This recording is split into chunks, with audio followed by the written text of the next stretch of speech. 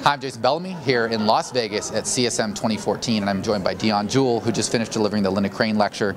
You talked a lot in light of the new vision about value and what we need to do thinking about value in context to reach the new vision. So first, let's go back. And what did demonstrating value used to mean as we commonly thought about it within physical therapy? So in the past, we had a pretty easy argument to make about value. We would say that we could restore function or return patients to their active lives, that we were inexpensive, and that was all we had to do. People believed us. They didn't ask us for much evidence of that. It was a nice message, and that was enough.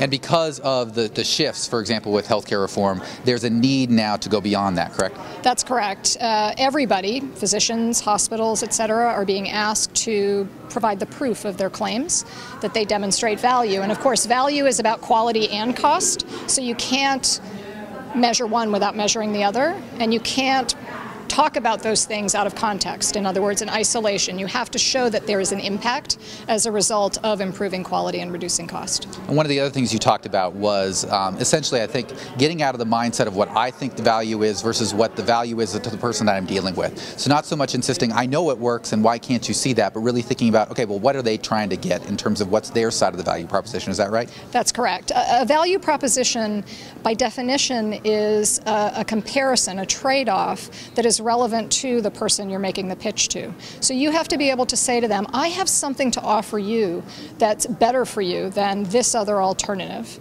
In the case of physical therapy, that might be surgery, but we can't assume that they will see the light in that regard. So we not only have to say that to them, we then have to help them understand.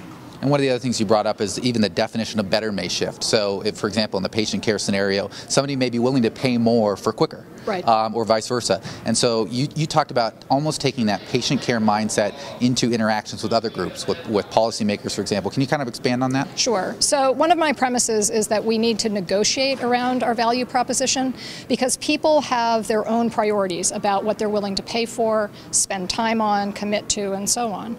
So in the day-to-day transaction with a patient, we normally negotiate with them almost subconsciously. You need to do this exercise, you can't do 10, well, let's try 5. You can't come today, let's come later, and so on. Those are skills we can apply with regulators, with employers, with payers to help them understand the trade-offs and to negotiate based on mutual interest.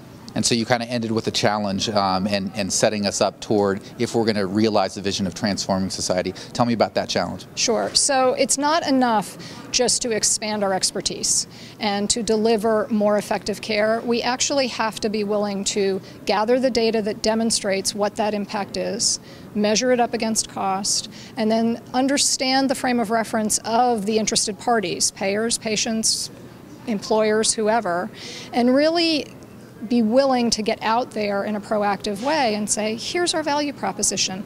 This is what we think it can do for you. This is what we believe will help you to succeed. Tell us what you think about that. Can we come to a mutually agreeable solution?